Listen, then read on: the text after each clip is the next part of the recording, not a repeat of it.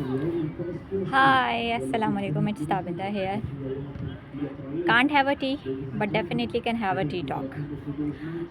कुछ दिनों पहले मेरी नज़र से जो है एक वीडियो गुजरी इंस्टाग्राम पे where the lady was saying कि होम स्कूलिंग जो है वो बहुत मतलब the reason she gave for discouraging home schooling was के बहुत ज़्यादा एक्सपेंसिव होती है। और एक्सपेंसेस वो क्या गिनवा रही थी, the toys that she was sharing, कि बच्चों को बिज़ी रखने के लिए, एक्टिविटीज़ करवाने के लिए, और स्कूल में जो चीज़ें या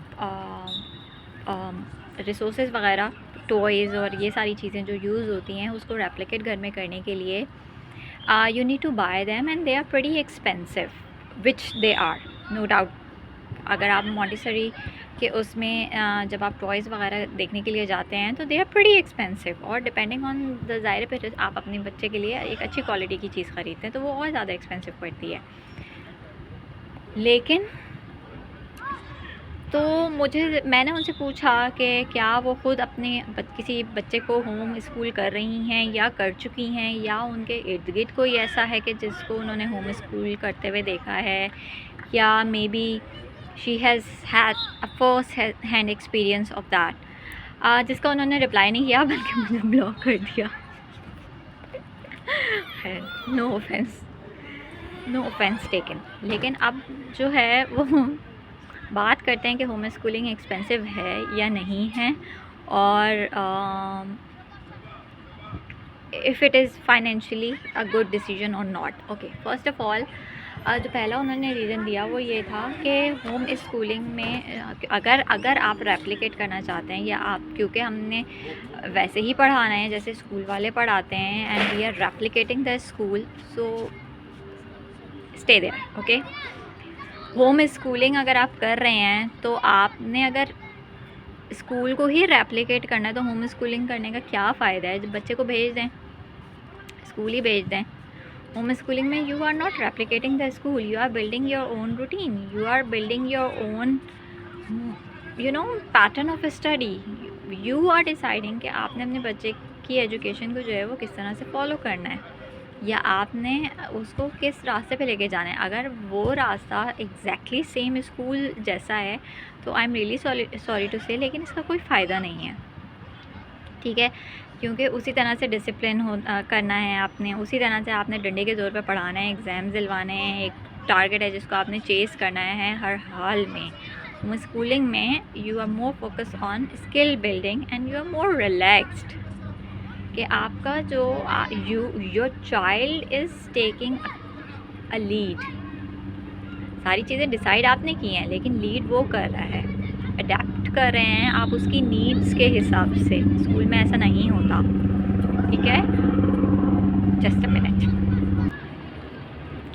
okay, now another thing is that कि जो लर्निंग मटेरियल है वो बहुत एक्सपेंसिव है। जो टॉयज़ आप ख़रीद रहे हैं वो बहुत एक्सपेंसिव है, रिसोर्सेज बहुत एक्सपेंसिव हैं।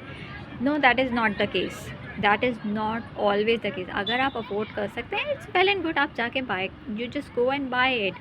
लेकिन इंस्टाग्राम पे खुद there are so many mothers, there are so many pages जो इंस्टाग्राम पे आपको आपके घर में मौजूद चीज़ों से, spoon, rice, plates, forks, glass, पानी, चावल, आटा, इन चीज़ों से जो है वो आपको लर्निंग सिखा रही हैं।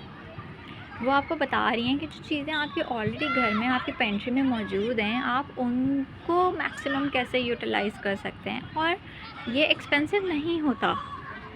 एक्सपेंसिव आप अपनी मर्ज़ी से बना रहे होते हैं। There are so many worksheet. अगर हम मॉन्टेसरी की बात कर रहे होते हैं, there are so many worksheets, there are so many website who are offering free worksheets. और शायद मेरे अपने पेज पे भी मैंने काफ़ी दफ़ा जो है उसकी लिस्ट शेयर की है।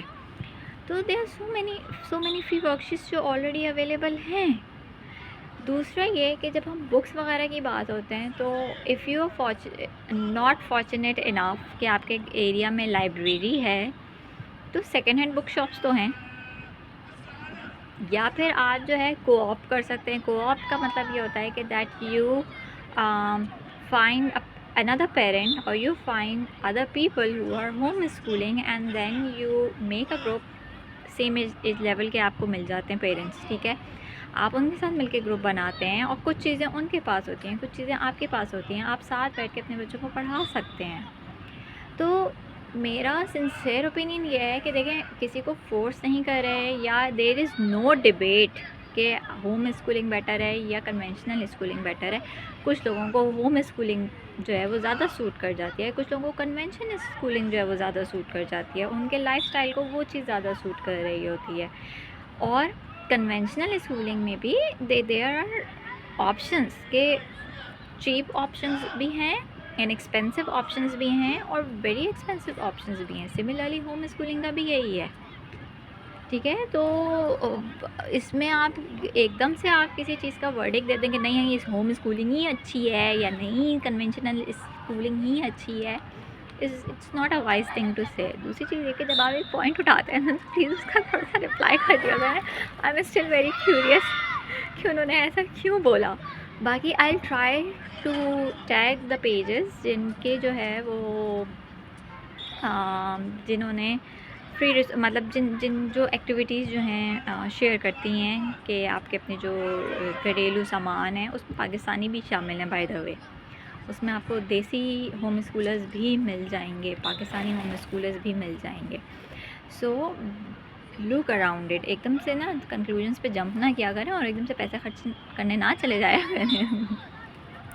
टॉयज़ वाकई बहुत महंगे हैं लेकिन हर चीज़ का एक सब्स्टिट्यूट ऑलरेडी मौजूद है। और इंटरनेट के ज़माने में when we already have a phone in our hand, इसमें सब कुछ मौजूद है, सब कुछ। Google it. मेटा है अब तो नॉट मेटा, एआई है हमारे पास। आप एआई से पूछें, वो आपको सजेस्ट करेगा कि आप घर में मौजूद चीज़ों को किस तरह से यूटिलाइज़ कर सकते हैं। सिंपल आप बेसिक स्टेशनरी लेकर आ जाएं और उसको आपने how to make the most of it. तो मेरी तरफ से बाय है क्योंकि there is another helicopter coming और फिर उसमें मेरी आवाज़ रिकॉर्ड नहीं होगी। So see you again next time, bye.